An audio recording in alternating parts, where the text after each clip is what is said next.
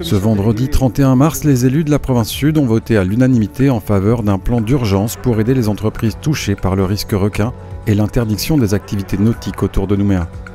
Comme pour les crises sanitaires liées au Covid, la province Sud soutient le tissu économique local. 2 dispositifs complémentaires sont mis en place. Les entreprises pourront solliciter une aide financière dans le courant de l'année 2023 pour couvrir une partie des charges fixes. Elles pourront également recevoir un accompagnement personnalisé pour trouver des solutions de diversification ou de réorientation des activités. Sont éligibles à ce plan d'urgence les associations de loisirs nautiques employant des salariés et les entreprises impactées dont l'activité principale est la restauration en mer, la location de matériel ainsi que les transporteurs nautiques par exemple.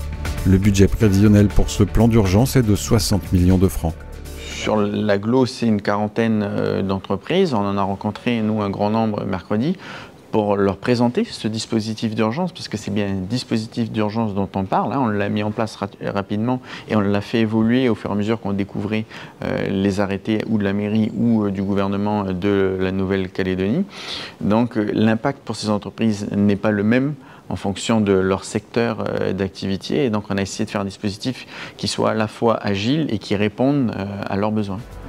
Autre délibération, la province Sud met en place un dispositif de mentorat individuel pour les jeunes collégiens à partir de la 5e. Les jeunes sélectionnés seront choisis en fonction de leurs résultats scolaires, de leur attitude en classe et de leurs critères sociaux, les élèves boursiers étant priorisés. Le mentorat sera dispensé par des volontaires recrutés auprès du monde économique qui consacreront bénévolement quelques heures par mois à leurs filleuls.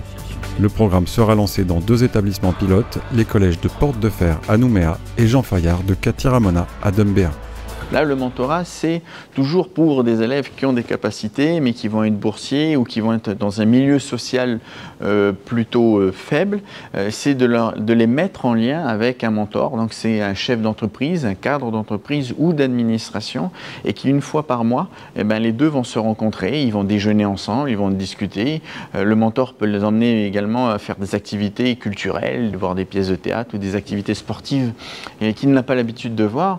L'objectif, c'est de créer un lien et pour ces élèves de 5e, parce qu'on commence par les élèves de 5e, grâce à ce lien, de les ouvrir sur le monde et de les encourager dans les efforts qu'ils font, parce que ce sont des élèves qui font de gros efforts pour réussir à l'école.